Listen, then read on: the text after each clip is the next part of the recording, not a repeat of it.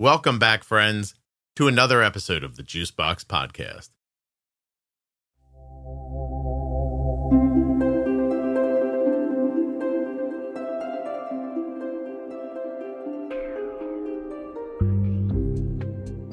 I have two guests today, Bri and Nicholas. They're both college athletes who are part of the Dexcom U program. Dexcom U remains the only NIL program dedicated to supporting college athletes with diabetes. Nothing you hear on the Juicebox Podcast should be considered advice, medical or otherwise. Always consult a physician before making any changes to your healthcare plan. When you place your first order for AG1 with my link, you'll get 5 free travel packs and a free year's supply of vitamin D. Drink ag1.com/juicebox.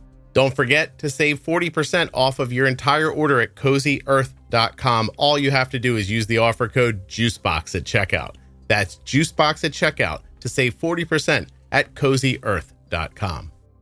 If you're looking for community around type 1 diabetes, check out the Juicebox Podcast private Facebook group, Juicebox Podcast, type 1 diabetes.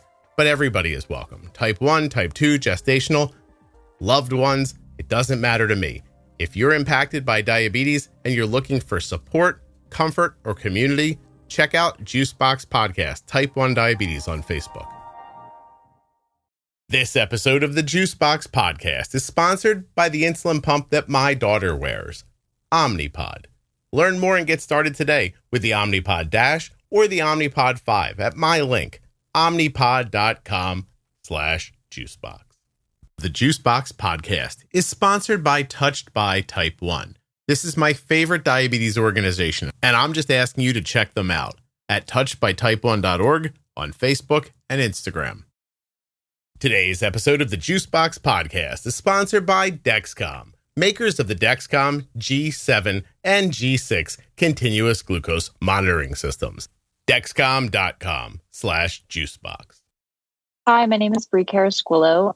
I'm a 22-year-old female athlete on the women's lacrosse team at the University of Oregon. I'm originally from Long Island, New York. I currently live in Alpharetta, Georgia. I just finished up my last 4 years playing lacrosse at Yale University, and I've been living with T1D for almost 5 years now. 5 years. And we have another person with us here today. Who else is here? Yeah, we have a fellow Dexcom U athlete with us here today, Nick Kane. Nick, can you tell me a little bit about yourself? Hi, everybody. Yeah, I am a 20-year-old originally from Phoenix, Arizona. I'm now a student athlete, a cheerleader at the University of Notre Dame. I'm a junior, and I'm a poli-sci and finance double major. And I've been living with type 1 diabetes since the age of 10. Wow. And Bri, you went to Yale. What are you in grad school now? Yes. Yeah. I just finished at Yale. I got my bachelor in political science, and now I'm taking my 5th year and doing a 1 year's master program in journalism at Oregon. Congratulations. How many jobs do your parents work? 4, 5 jobs? Yeah. Definitely a couple. All right. Listen, Bri, if I start asking Nick too many cheering questions, you'll have to just run me over. But I have some. I want to know if he's ever dropped a person, if he's dropped the person on himself. I want to hear a lot of things. Okay. But I want to know first about being an athlete with diabetes. So Bri, were you diagnosed right as college started? Is my math right there? So I was actually diagnosed right after my first year at Yale. So we were about 6 games into my freshman season, and then COVID kind of came out of nowhere. We all got sent home. And about a month or 2 after that, I started presenting pretty textbook symptoms once I was home. And then I took a gap year from there to kind of manage it. Had you been sick before that? No. Are there other people in your family with autoimmune issues like type 1, celiac, hypothyroidism, stuff like that? No, and I have a brief history of celiac disease in my family, but apart from that, no one that I know has type 1 diabetes. Okay. And Nick, how old were you when you were diagnosed again? I was 10 years old. 10. Well, he's got you there, Bri. Okay. Do you have any other autoimmune issues? I personally do not know, and I don't have any family history either. So crazy. Okay. My son was playing baseball during COVID, and it pretty much ruined his college experience with sports. So, Bri, what did you do for that year when they shut you down? How did you stay in shape? Yeah, so at the beginning, it looked like a lot of, at home YouTube video workouts, just trying to eat healthier and get in shape naturally. It's I wasn't sure at the moment whether or not I was going to take a gap year. Ultimately, the Ivy League decided they weren't going to play in the 21 season. So I took a gap year. I had a couple internships going. And then, pretty quickly into that, about 2 months in, like I had mentioned, I started presenting symptoms with diabetes. So I had to take a little, workout hiatus for a bit. So Nick, when you're diagnosed, I'm assuming your parents are very helpful and involved. Is that right?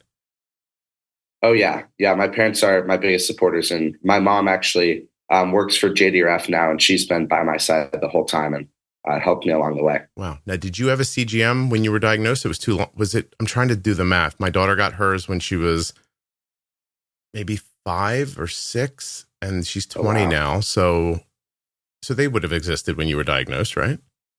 Yes, I believe they did. My endo actually had the approach of like, let's start with the basics. So we started with, with insulin and needles and CGM, or not CGM, glucose pricks, with the meter. And so we started at the basics. And then once I got comfortable with that, we moved on, to the insulin pump and to the Dexcom CGM. Okay. So you had the experience of having your family help you and then moving off to college, right? And yes. Bri, you had the experience of being diagnosed during COVID, then having to go back to college.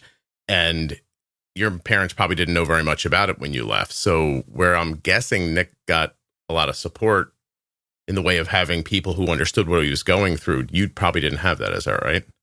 Correct. Yeah. I was 18 at the time that I got diagnosed. So I still ended up going to the Children's Hospital anyway, just because I wanted my parents to, be in the room while I was administering my first insulin shot. But yeah, no, it was completely, foreign to myself and my family. Right. So it was kind of, we were all learning it at the same time. But you were probably wearing a CGM when you left for school. The Dexcom G7 is sponsoring this episode of the Juicebox Podcast, and it features a lightning fast 30-minute warm-up time. That's right. From the time you put on the Dexcom G7 till the time you're getting readings, 30 minutes. That's pretty great. It also has a 12-hour grace period, so you can swap your sensor when it's convenient for you. All of that on top of it being small, accurate, incredibly wearable, and light. These things, in my opinion, make the Dexcom G7 a no-brainer. The Dexcom G7 comes with way more than just this. Up to 10 people can follow you. You can use it with type 1, type 2, or gestational diabetes. It's covered by all sorts of insurances. And this might be the best part. It might be the best part. Alerts and alarms that are customizable so that you can be alerted at the levels that make sense to you. Dexcom.com/juicebox. Links in the show notes. Links at juiceboxpodcast.com to Dexcom and all the sponsors. When you use my links, you're supporting the production of the podcast and helping to keep it free and plentiful. My daughter is 20 years old. I can't even believe it. She was diagnosed with type 1 diabetes when she was 2, and she put her first insulin pump on when she was 4. That insulin pump was an Omnipod, and it's been an Omnipod every day since then. That's 16 straight years of wearing Omnipod. It's been a friend to us, and I believe it could be a friend to you. Omnipod.com/juicebox. Whether you get the Omnipod DASH or the automation that's available with the Omnipod 5, you are going to enjoy tubeless insulin pumping.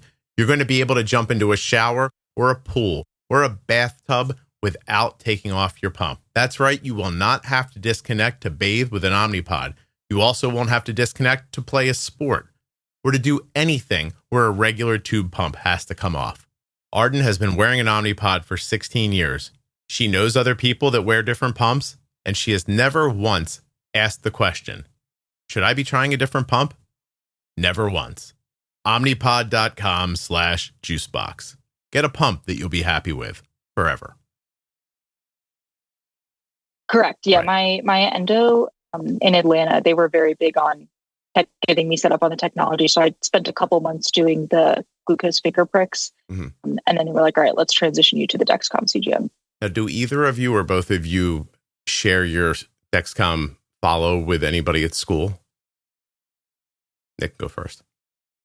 Yeah, I do. I share my follow with both my parents at home, and I also share it with my athletic trainer / coach.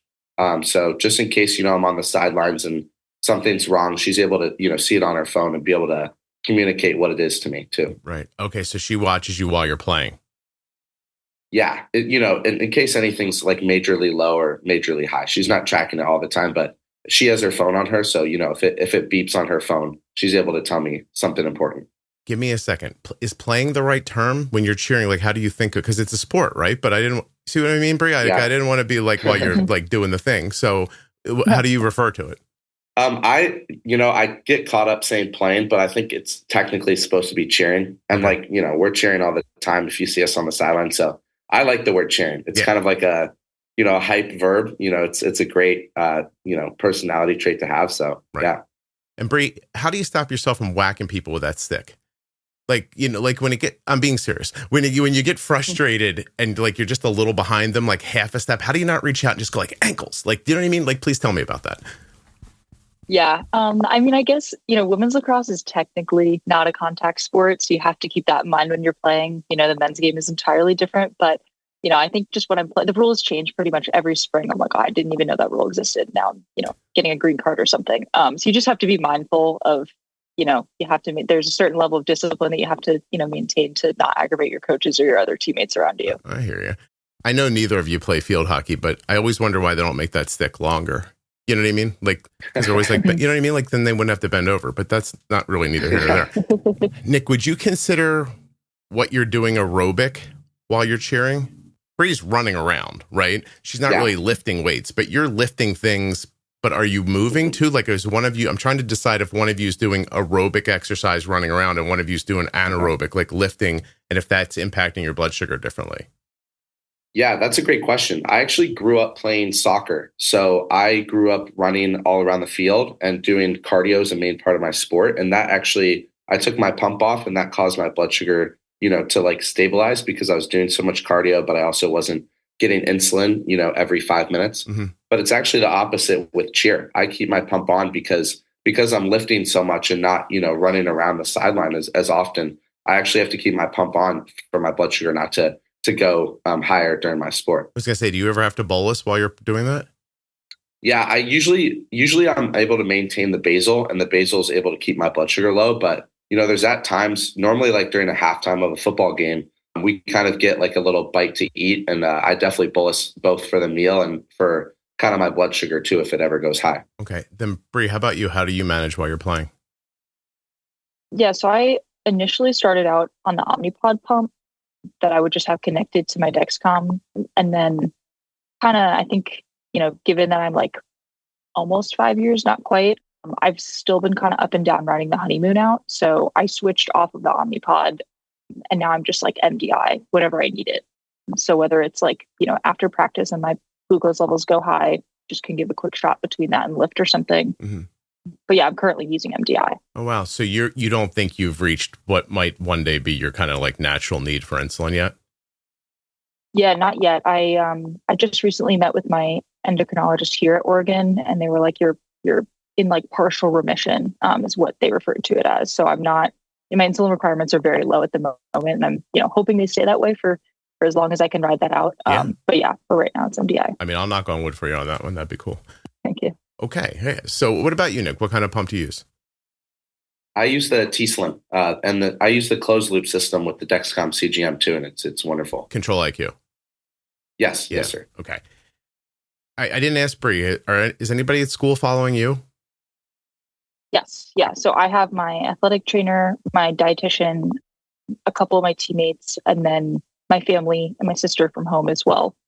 They're all following me. I think it's been huge from what I've noticed, just being the distance. I don't have a ton of family out here, so they're able to track and follow. And that just gives me peace of mind as well, whether it's like overnight or in practice or something. My daughter gave her roommates just like the 55, the low alarm in case there's like a real problem, but didn't want to bother them with everything else.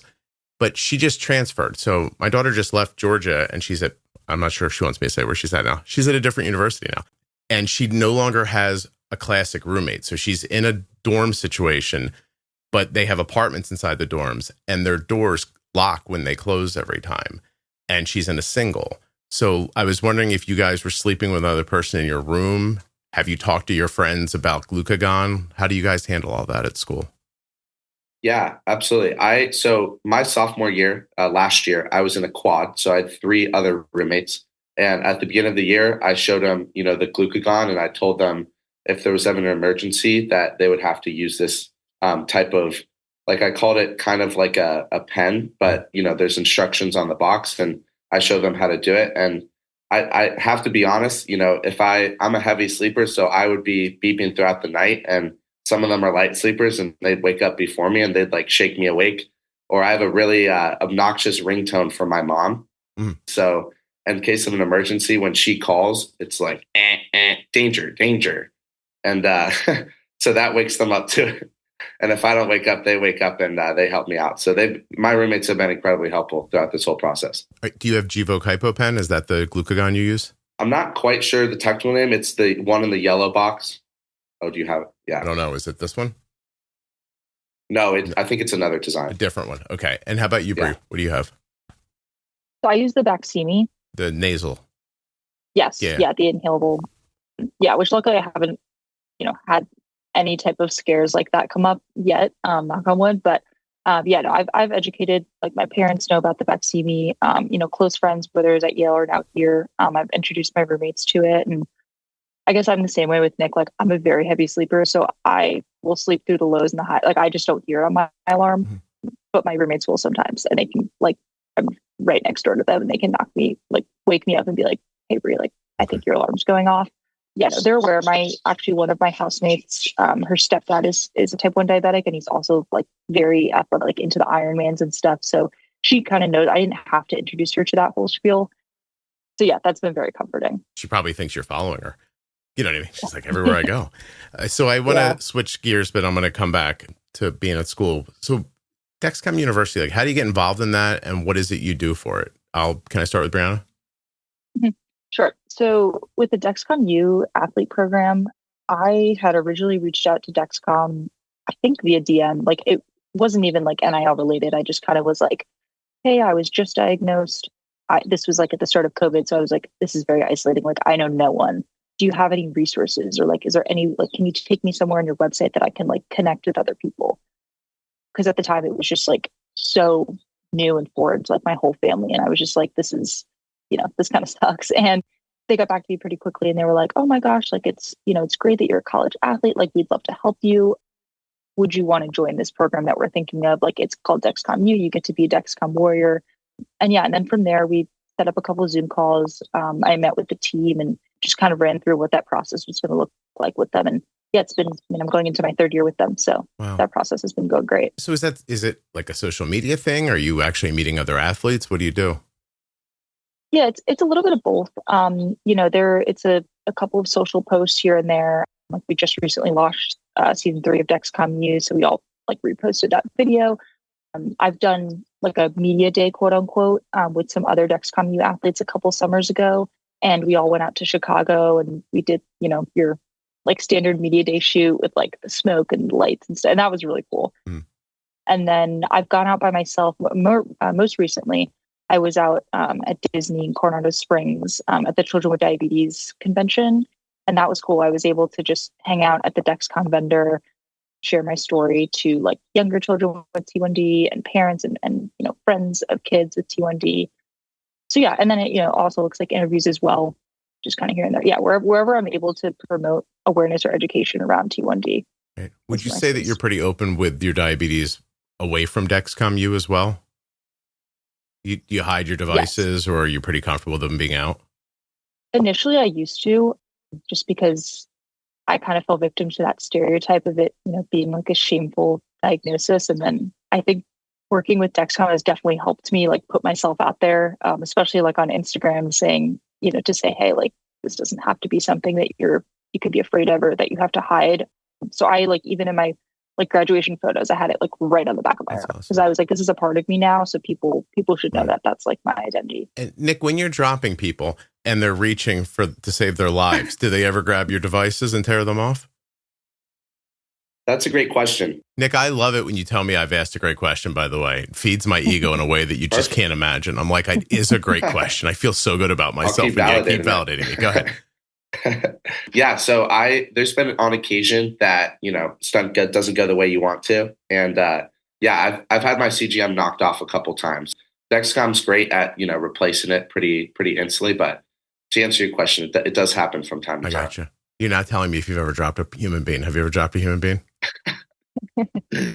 I don't know what you'd consider a drop. Stunts don't always go as successful as they Something should. that ends with a girl in a dress cursing is what I'm assuming a drop means. Like, is that about what it is? Like, no cursing, but maybe the silent treatment. Like, oh, what did you just do? Yeah. Like, How do you blame? Like, and what do you like? What's the difference between your fault and their fault? Like, do you know what I mean? Like, and who tells? Like, I have so many questions. Wait, stop. I'm just asking you too many questions. But did you do now, Bri, look, my kid played college baseball. I know you guys have probably been doing what you do since you were little, and your parents are hundreds of thousands of dollars into debt for travel lacrosse and every other thing. But so you went to, Bri, you played in tournaments, right?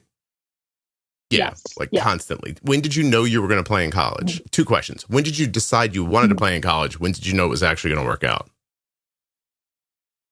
So growing up on Long Island, like lacrosse in the Northeast was just like, that's like a hotbed. I was playing travel with the Long Island Yellow Jackets, and that's like a huge name for colleges. And so it was pretty evident by like the end of like middle school. I was like, okay, yes, I want to play in college. Like, this is something I'm going to, quit basketball for, run winter track for, but use it kind of for training purposes. So I had made that verbal commitment spring of my freshman year, I believe, which like essentially meant nothing, but other than like bragging rights. But it was early on. I was like probably 14 at the time. Were you tall at that point? Like, I was growing. Yeah, I was definitely one of the taller ones. Yeah, I'm trying to figure out, because as a freshman, they don't why would Yale said yes when you were a freshman? Are you super smart, Bri? Mm-hmm. Let's not make Nick feel bad. But go ahead. I'm average. I don't know. So Nick, I'm going to ask you a question that I'm going to bounce back to Bri then. Do you think that, I don't know how to put this, did cheering get you into a better college than you would have gotten into? Because it works that way, right? Like, you get a little extra bump for being an athlete. So did that work out for you? So my journey is a little bit different. I had mentioned earlier, I played soccer all throughout my childhood, and I actually did not come into college knowing that I was going to cheer. Oh. So I came into, if you told me when I stepped on campus that I was going to be a college cheerleader, within the semester, I would have told you you're crazy. But I got recruited kind of 3 weeks into August, and was handed a QR code by a upperclassman who'd come from my high school at Notre Dame.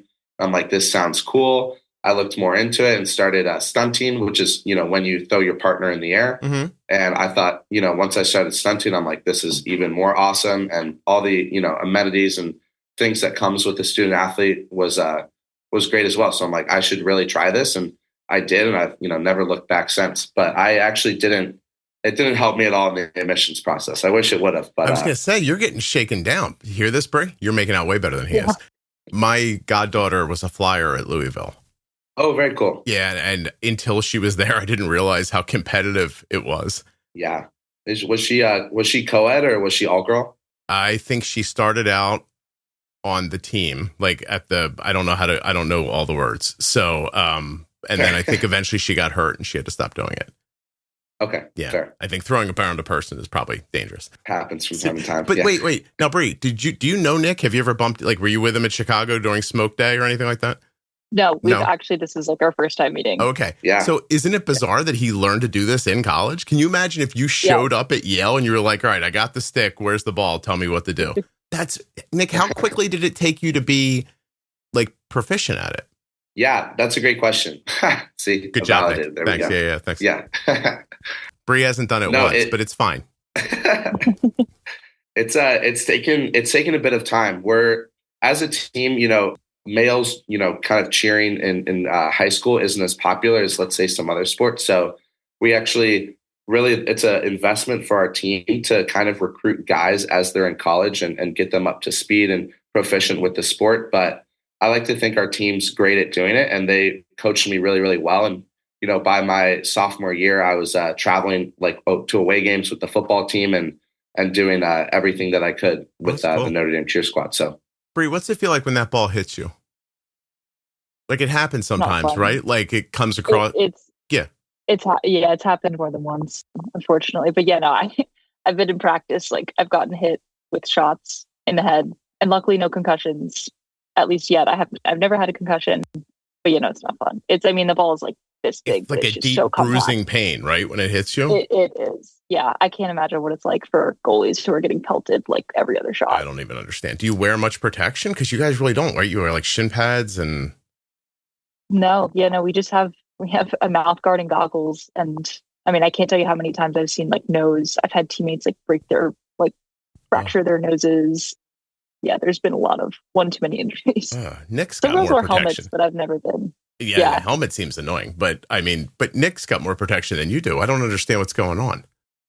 Yeah, Seriously. I have no idea. They're going to change those rules eventually because with it being non-contact, it seems quite the opposite. Yeah. What are you in grad school for? I'm studying journalism right now. Journalism. So you started with like poli-sci and you went to journalism? Yes. Yeah. They had the University of Oregon has a pretty solid school of journalism and communications. And it was 1 year. And I was like, that's perfect. Like, I plan on going to law school after. So I was like, I can do something in the meantime, have some like, I've always loved like creative writing, but I've never learned like journalistic type of writing, and like reporting is like kind of outside of my comfort zone. So I thought that doing something different would be super helpful. I was joking earlier, but Bri's dad does have 3 jobs. I didn't know you were going to law school too. When you guys are studying, let me ask you first, Nick, when you're studying, when you show up at class for a test, something like that, something to get your kind of adrenaline going, how quickly do you stay it on your Dexcom? Like is it walking to class? Is it when you sit down and realize I'm not prepared for, no, not that you guys wouldn't be prepared, but you know what I mean? Like when you're like a little panicked about the test, do you see rises from adrenaline for schoolwork? I do. Yeah. I usually see it about 15 minutes to 20 minutes, like into a test. We have accommodations here at Notre Dame through a Sarah Bay program. So I actually usually test in my own separate room. And if I ever fall low or fall high and I can't really think clearly, I can always ask them to, stop the clock and for me to treat my blood sugar and then like resume the test later. So they're really helpful with that. And I'm able to test like an environment that suits me. What's the number, right? There's got to be a number where you get like a little cloudy and do you notice it in academics and do you notice it in sports? And I'll give you my example. While my son played in college, my daughter stopped playing sports when she was like, I don't know, 14 or 15 maybe. But when she was 12, she was playing in the Little League World Series semi-round. Her blood sugar would they get jacked up and the adrenaline would come, her blood sugar would go up. And then I would notice that her foot speed would decrease over about 180 to 200. And I was wondering if you guys saw any deficits like that with higher blood sugars. I was going to ask Brianna first because she's running. Oh, yeah, go ahead. But she's running, but you also might not be getting high because of that as well. Yeah, I've had different encounters. It varies. Also, I know that the weather impacts like the time of the year that I'm playing. Like, for example, when I'm playing with Team Puerto Rico, we're typically playing in the summers because that's just how our like tournaments will work. And I'll notice like there's been events where the style of play is also different at the national level. It's like straight conditioning. So you're just running back and forth. And I normally play attack. I'm not running the length of the field, but in sixes you are. And so when you're playing at that speed, I notice that I'm a lot more insulin resistant, and I've never had to come off the field and like inject. But during those times when I'm playing, I'm like way more cognizant of that because there has been instances where I'm like, I genuinely have no idea what's going on. Like I feel dizzy, I have a headache, like I got to take myself off. Yeah. I don't notice that it makes me physically slower, like in terms of like my feet, and maybe it does. I think I'm just so in my head and I get really cerebral in that moment. But yeah, definitely in the warmer weather, I notice it when I'm running around. My blood sugar will linger a lot higher than I'd like them to. Now, Nick, do you feel foggy at all when you get higher or nauseous or anything like that? I do. I feel like I get foggy in the head, kind of around the like upper 200s if I ever go to like lower 300s. So I, try and prevent that. I definitely feel that with cheer too. Just like your ability to focus when you're kind of in the air, like with your partner stunting, it gets a little foggy, but it's something, I always keep my pump on me. So I always try and not be as high, and I prefer low, or like I attack the high, right? On occasion. I always say I'd rather stop a lower falling blood sugar than fight with a high one. It just seems easier. So Nick, and I'm going to translate this to Bri in a second, but I'm assuming your mom and dad had, 8 good years of deciding what healthy looked like for you right before you left for college. So you left with probably a fairly stable A1C goal that you guys were meeting. And then you get to college. How do you decide what your new goal is? Like, did it change Was it hard for you to maintain what was going on when you had more help? Like, how did you navigate all of that? Yeah, absolutely. So our goal never changed. It was hard to navigate at the beginning of my freshman year just because like I stopped soccer and picked up cheer, which is like a different type of sport. I was living on my own. We had access to the dining hall and all different types of foods. It wasn't the normal, my mom's cooking at home. And so it was a big transition for sure. But I was able to get accustomed and comfortable to it towards the end of my spring and my freshman year. And now I feel very comfortable as a junior. I know what to expect. And it's always been, the same goal, but now it's more realistic for me to accomplish that. You can actually do it. Let's talk about the food for a second, Brianna. It's just not great at college, right? Like hits you harder than when you're eating cleaner at home, greasier, fattier, the highs stick to you longer. Do you use more insulin at school than you do when you're at home? Yeah, that was one thing I noticed, especially when I returned in my sophomore year at Yale. Navigating the dining hall was incredibly difficult. I actually ended up going briefly. I was on like a low FODMAP diet. So I worked really closely with the dining hall at Yale, and they would just be able to prepare me with like the correct, because sometimes the menus, the ingredients, some ingredients are missing, or like the carb counts are wrong for the servings. Like the little nutritional info cards weren't necessarily super accurate. Mm-hmm. So I'd work really closely with the dining hall staff to be like, I just want like plain chicken with like sweet potatoes and like rice or like whatever it is. And I'm like, just like, if you give me X amount, like 1 cup of this, like I can calculate the carbs. Because at that time initially, like I was so sensitive to like my insulin requirements and like being resistant and stuff. So I just was like very granular on my approach to carb counting. Right. And then my senior year at Yale, and now my year here, I'm living off campus right now. I'm in a house, so that's been nice. Just to be able to like buy the food that I want, prepare the meals that I want to prepare, and now everything is kind of like planned ahead and a little bit more scripted that way. So it makes managing a lot easier. In my daughter's freshman year, she ate in the dining hall and it was hard. There was one time she texted me in the first couple of weeks and she's like, I promise you I am bolusing. And I was like, okay. I said, what are you eating? And she goes, it's broccoli. I don't understand what's happening. It just, then you realize it's cooked in oil and like there's a reason it tastes good. Yeah. And it's also got more processed food at school than you might used to at home. Then her sophomore year, we got her, speaking of accommodations, we made them give her a room that had its own little like kitchen in it. And that made such a big difference in her blood sugars. It was really awesome, actually. I want to know, I'll start with you, Nick. Like I want to understand, because both ways, using a Dexcom, not using it. Like, can you tell me some of the places where not having a Dexcom would impact you? Like, what do you think of when you think of losing it? Of course, the first thing I think of is my sleep at night. I think that's the biggest thing for me, because when I have a Dexcom CGM and all my parents are following it, like people in my dorm are following it, I feel a lot more comfortable being able to sleep at night, knowing that if something were to go wrong, Dexcom would alert me. Mm-hmm. If I'm low or high, or maybe like my pump's malfunctioning, something of that sort. Where, if I didn't have the Dexcom CGM at night, like what my parents and I did when I was a lot younger, was we would test like every hour to maybe every like 2 hours. Yeah. And, that's such a tired, sleepless night to do that. Even if it's only for 2 minutes, it's definitely a real challenge. So I definitely caught up on hours of sleep with Dexcom, and that's the first thing to come to my mind. Yeah, I'll tell you that sleep for me, when my daughter got a CGM, like it just changed my life. I didn't realize how bad off I was, actually, because sleep's that sort of thing that you don't notice it at first and it gets slowly worse and worse and worse. And then you're exhausted, don't realize you're exhausted. That kind of thing happens. Bri, how about you? What, like when you think no CGM, what do you think? Oh no, that would mean? Yeah, I think for me, it's been part of my diabetes identity pretty much ever since I was diagnosed. Like having the Dexcom CGM has just like helped, even just from like a confidence perspective. So I think the days where like, if it falls off and I'm not able to get a replacement, or, it expires and I don't have a backup in my bag, I'm like, oh my God, like sometimes I'm like, oh my gosh, what do I do? Like, mm-hmm. I'm like super reliant on the Dexcom, which is helpful and it's awesome. I mean, I of course always make sure I have like the meter and the like test strips and stuff in my backpack just in case. But I think just from a peace of mind perspective, it's also like, my mom will be like, why don't I get your readings? And I'm like, I don't know, like my Bluetooth is off right now or something. So it's just like, it's nice to have from like a comfortability standpoint.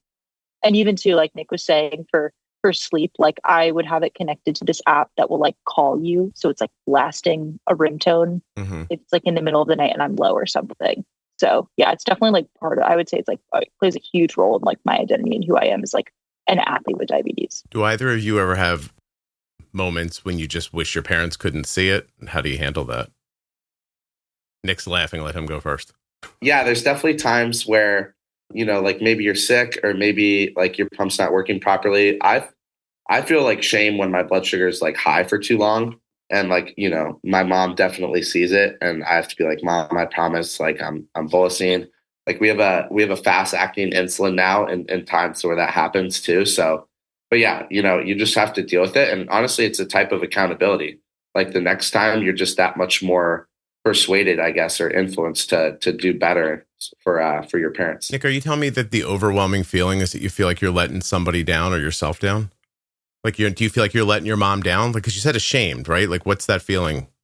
Yeah, no, it's not like she's going to be like mad or disappointed in me. It's just that like, you can do better. And with your parents doing so much for you, it's just kind of like you feel a little disappointed in yourself that you weren't able to deliver the same thing. Have either of your parents ever sent the find your iPhone sound when you didn't answer their text? Have you ever had that experience? Bri's yes. Smiling and laughing. Yeah. Okay. Yeah. Yes.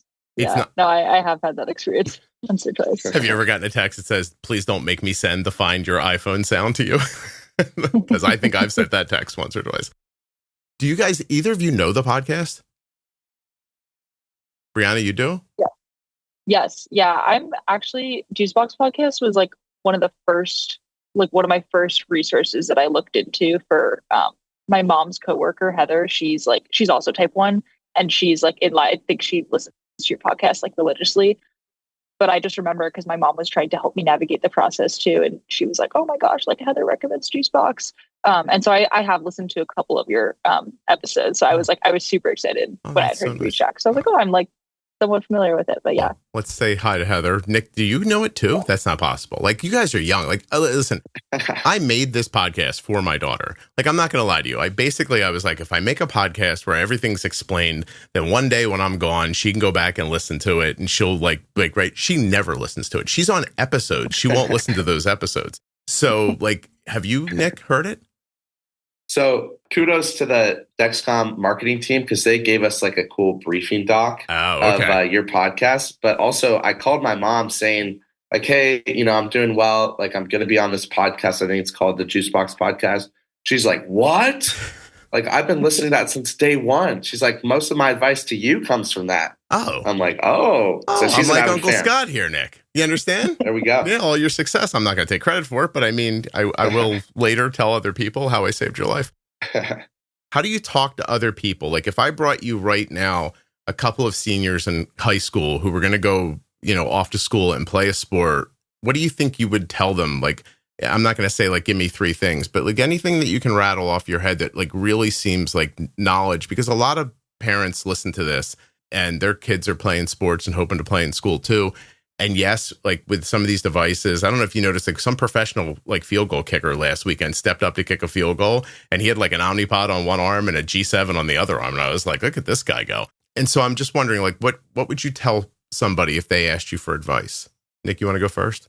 Yeah, absolutely. I think the first advice I would give them is the best thing to do is communicate with everyone around you. I've always had a really positive experience with my coaches, communicating to them both in soccer and in cheerleading. And so that's my first bit of advice, like communicate with your teammates, let them know what's going on, communicate with your coach, because sometimes in a game, you may have to be like subbed out quickly or like grab the fruit snacks and Skittles to treat a low. That's probably my first bit of advice. The second is, I think it's a great challenge to have because I think you're that much more prepared, when you're going into your sport. Like for cheerleading, like I'm not so worried about like the stunts I'm hitting as I'm worried about my blood sugar. Whereas like my teammates are worried about, if they brought like the proper tape. Right. And so I feel like I'm that much prepared. Or like in soccer, like my teammates like would be forgetting their shin guards and like bringing them to games. Whereas like I can't forget like my, glucagon or Skittles or glucose meter. And so I'm definitely not going to forget my shin guards at that point, So So I just feel like you're just that much more prepared. And we actually, with Dexcom U, we were able to go to this really cool sports camp over the summer in San Diego, where there was both like professional athletes there and then college athletes part of Dexcom U, and then even younger kids just, kind of trying out every sport, and everybody had diabetes there. And so it was a really cool experience just to kind of see people from all levels. And I even got advice from the professional athletes there in terms of like how to interact like with the athletic trainers and really take your sport to the next level with type 1 diabetes. So That's it's, wonderful. I can give advice, but I'm taking advice all the time. That's a great answer, Nick. And I'm not just saying that because you earlier said I asked a good question. Brianna, how about you? Yeah, I'd say my biggest thing is probably to practice patience. That's something that I'm like historically a very impatient person, just beyond the context of diabetes, just like school, lacrosse, whatever it is. I think being able to practice patience has been so helpful for me, but also for the people around me that are managing my diabetes. Like they understand, if my mom's looking at my glucose levels and like I'm slightly higher than normal, like she knows now not to probe and be like, are your levels high? And I'm like, clearly I'm not in a good mood. Clearly I'm not in a good mood. Like give me like a couple minutes to like refocus and get my mental state back, in check. And then I think also just like learning to embrace the struggle. That's like dealing with it basically right at the start of my collegiate career. I was like so bogged down. Like it took a really big mental toll on me. And I was like, I don't know how. I know I can still play lacrosse, but like, I don't even know what that transition back to the field is going to look like. Mm-hmm. And everyone around me was just so supportive, being like, you're so strong. Like you put up with like being an athlete, playing pretty much every sport growing up, that like, this is just, another like minor piece of adversity that you can 100% overcome. And so I think learning to embrace the struggle, and kind of like Nick said, I think it holds you more accountable. Like you hold yourself to a higher standard. There's like that natural set of discipline that just kind of grows with you as an athlete, but also as someone managing the chronic illness. And so I think when you're able to use that discipline and accountability, you can actually apply it to your sport, but also know that like you still have those attributes from playing sports and being an athlete that you can apply to your diabetes. Yeah, that's another great answer actually, but I was going to use the word lucky because I can't find a better word, but you guys are lucky and you don't realize it. And I've had the experience of interviewing thousands of people, right? And when I find people who are in their late 20s who didn't have a lot of success with their management in college, the statements usually run in two different ways. Like either I was diagnosed really early and my parents took care of everything, so I didn't even know what I was doing when I got to college. And I was scared to tell my parents I didn't know enough. My A1C went up, my variability got worse. Before I knew it, my health was an issue. It took me a long time to get it back together again. Or you hear people who were in Bri's situation, like, look, I was diagnosed in college. No one was even there to help me. I didn't know what I was doing. And I had these same problems. And then it can take them years and years and years to get through life and graduate and do all the things they want to do to make the space to actually come back and look at diabetes again and put it into a position where it can be a healthy existence for you. And both of you guys seem to have like been able to avoid that. And good for you, by the way. But I think it probably has a lot to do with playing sports, like, right? Because you can't do what you guys do with vacillating blood sugars, with super highs, with being low all the time. So yes, it puts it on your plate of things that you need to understand if you want to keep doing the thing you're doing. But my last question then for both of you is, then how do you make the space for that? Like, how do you not in the middle of like a 3-hour study session, just mute your phone and be like, I can't do this right now. Like, how do you make space for diabetes in a life that's already would have been over full if you were just college students, but now is over full plus a sport? And I'm speaking from a position of understanding. Like, I know what my son's schedule was like playing baseball. So like, how did you get it to fit in without making you crazy? Yeah, absolutely. That's a great question. Nick and I are going to be friends after this. Go ahead. Yeah. So I think it's really like, it's another, like, I'm sure Bri's used to this too, with being at such a great like academic university and then being a student athlete and then, wanting to have a social life on top of that and like just interacting with different clubs. And, there's a million things you want to do here. And you have to be, if you want to accomplish your dreams, or if you're so, inspired and motivated to do one thing, you have to take care of your diabetes or it's going to get the best of you. You know what I mean? And you have to be on top of it. And so I think, I like came into University of Notre Dame, like knowing that I wanted to do great academically and do this club. And I joined cheerleading. And so I got so inspired and so like happy to do what I was doing every single day that, managing my diabetes was just like a goal and something I became proud of, because I'm like, great, like my blood sugar is great. Like I'm going to go do what I love to do. It is another like roadblock or challenge, but in that way, like it prepares you even more. But it's also like, like if you're really motivated about accomplishing a goal, like, you can go through 20 roadblocks to get to that goal, and you'll always keep doing it because it's something that you want to do. So I think like my main message is like, if you know like what you want to do and you love what you do and you love your sport and you want to do well at it, like control your diabetes, because that's your goal, and nothing should stop you, from doing that. You think, Nick, a follow-up question is, do you think that playing sports your whole life gives you that ability to do that thing? Because it's for a person who doesn't do it. I mean, and there's one thing to like play for fun, right? But like when you really are digging down and you're thinking like, I'm going to go in college and do this, I don't know if everyone understands the amount of time and effort you put into something. So even as a kid, you're managing your time much differently. Like, do you think you were predisposed to be able to do well at this because of that? Absolutely. I think sports serve you so well in life, and being able to have a competitive drive and competing for something that you want to achieve. And that's, the same thing with diabetes, right? Like if you're training, to be a college athlete and you're doing more than the average person's doing in your sport, it's kind of the same with diabetes, right? Like you're doing more to be great at your sport, but it's just that much higher of a person that you have to be in order to do that. So I think sports are a great way to like really enhance that competitive drive and allow you to achieve that goal. And I've, played sports my whole life, and, I think that's aided me in having that drive. Right. Brianna, how about you? Yeah, I mean, I feel pretty much the same way. I think, coming into college, there's going to be that balance if you want to make it as even as you can between the sports, between the academics, between, having a balanced social life. And I think for me, coming in and having like almost a full year under me in college, I was like, okay, I can do this. I'm acclimated, and then you get hit with the diabetes diagnosis, and, your next 3 years look entirely different.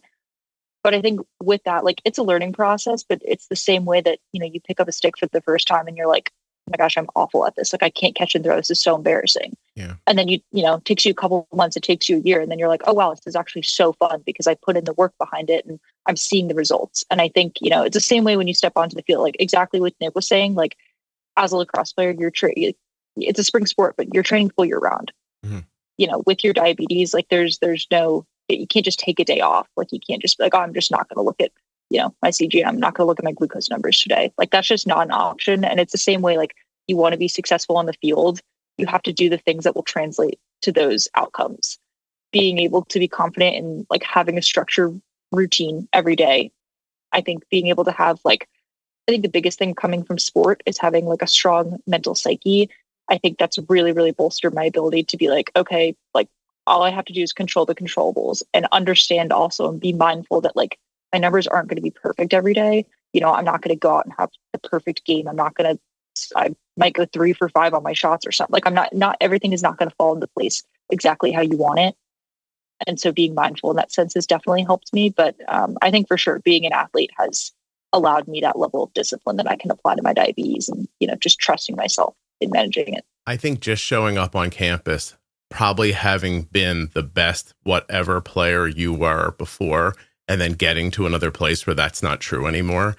If you can get there, absorb that and keep going, it's a big deal at a young age. Like I watched my son go through it, and it helps you as you become an adult too. It really does. Like you can have thick skin, Absolutely. Yeah. I wish we had more time. If we did, I would ask you about dating with diabetes, because I am interested in whether or not that makes things difficult, how people treat you and et cetera. But maybe we'll have to have you guys back sometime and do it another time. Sounds good. We'd love to be back. You guys got class today? You got to go do stuff? Where are you headed, Bri? I actually don't start until the 30th with classes, but I have my first lacrosse meeting later today. Okay. So then I'm writing for a newspaper. So I've got some training meetings and stuff here and there, but just gearing up for the start of the fall. Good luck. That's awesome. How about you, Nick? We are gearing up for a really cool game day against Notre Dame versus Louisville this weekend. we have a couple alumni tailgates and we've got a few like run through practices. So it's gonna be rainy tomorrow actually here in South Bend. So that'll be fun. But I'm preparing for a game day. So that's the rest of my day. All right. Well, good luck to both of you. It's awesome. You guys are really, your parents must be incredibly proud of you. I'm proud of you. I've known you for like 45 minutes. You guys are really doing it. It's harder than people would give you credit for. I don't think anybody should try to say how difficult it is to be a college athlete with type 1 diabetes, but there's no doubt in my mind that it isn't easy. So good job, both of you. I'm really think it's awesome what you're doing. Thank you. Thanks, Scott. Yep. Thank you so much, Scott, for your time. Appreciate it. Yeah, thanks for having us on. Oh, it was my pleasure. You guys were great.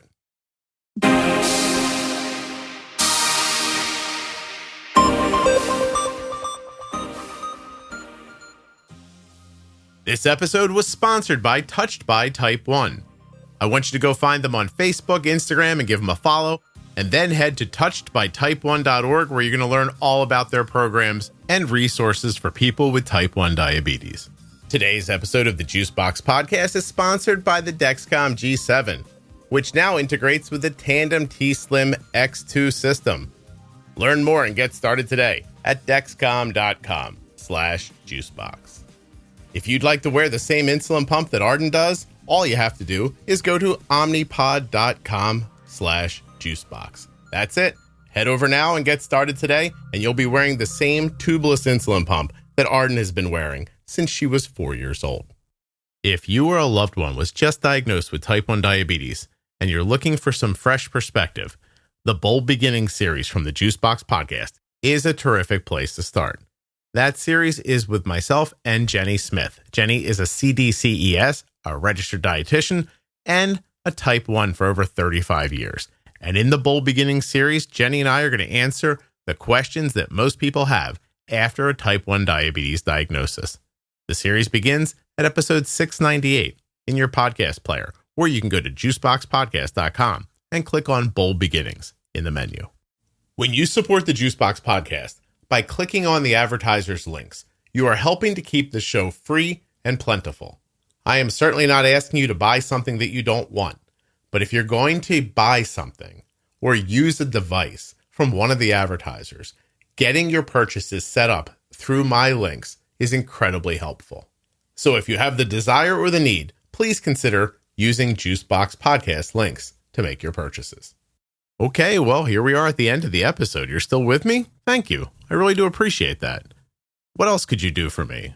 Why don't you tell a friend about the show or leave a 5-star review? Maybe you could make sure you're following or subscribed in your podcast app. Go to YouTube and follow me, or Instagram, TikTok. Oh gosh, here's one.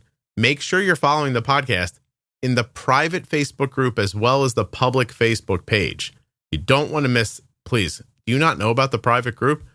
You have to join the private group. As of this recording, it has 51,000 members in it. They're active, talking about diabetes. Whatever you need to know, there's a conversation happening in there right now. And I'm there all the time. Tag me. I'll say hi. The episode you just heard was professionally edited by Wrong Way Recording. WrongWayRecording.com.